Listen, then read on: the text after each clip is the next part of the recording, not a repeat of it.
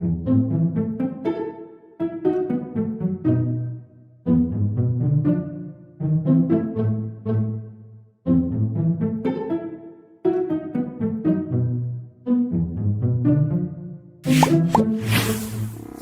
حاسس ان شفاف مش متشاف؟ الوحده صعبه.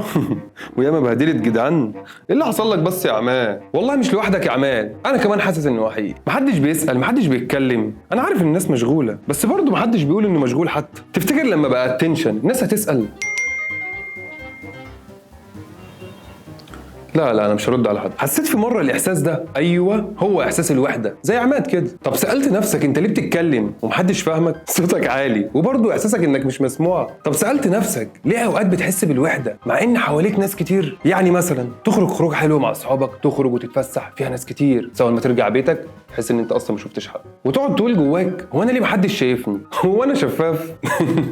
سابوك لوحدك برضه؟ سامعك وانت بتضحك وبتقول هو في حد يحس بكده؟ هقول لك عادي جدا، حتى اسال عماد هو على طول حاسس بكده. صح يا عمده؟ يا عم بقى سيبك مني، وانت جاي تضحك على احزاني؟ يا عم انا ولا بضحك ولا حاجه، انت احزانك اصلا مضحكه. طب انت فاكر لما قلت لي عايز تفضفض لشات جي بي تي وقفل بعدها ب5 دقايق وقال لك ادفع لو عايز تكمل؟ ده حتى الاي اي مش طايق يسمعك. طب تفتكر ليه بتحس انك وحيد؟ ليه يا عماد حاسس انك وحيد؟ ده بسبب شات جي بي تي؟ المشكله مش في شات جي بي تي، هقول لك انا التوقعات يا صديقي. الفرق بين اللي نفسك فيه واللي متوقعه من الناس اللي حواليك تعمله واللي بتلاقيه منهم فعلا. طب الحل ايه؟ تفتكر انك محتاج تتعرف على ناس جديده تناسب توقعاتك وكده هتبقى اتحلت يعني؟ ولا نطلب الاهتمام من الاخرين يعني ونسيب الكرامه على جنب دلوقتي؟ بيني وبينك الموضوع صعب. صح يا عمده؟ يعني انت دلوقتي عندك 600 شخص في الرياكت على اخر ستوري، بس ولا واحد فيهم عارف انت قضيت يومك ازاي ولا بيسال. يوه، رجعنا لدوامه الاسئله اللي مش بتخلص. هو انت حد مسلطك عليا يا عم؟ شيل لي يا عم الموسيقى الحزينه دي. طب خد يا عماد تعالى اقول لك، انت فاهم مشكلتنا ايه اصلا؟ المشكله ان الناس حوالينا كتير، بس التواصل الحقيقي بينك وبين الناس ما بقاش موجود. تلاقي نفسك قاعد وسط شله فيها 20 واحد وكل واحد في موبايله، مع انه ممكن يبقى وحيد زيك بس مش عارف المشكله فين. اننا ممكن نكون بنحكي بس مش بنفتح قلوبنا بجد.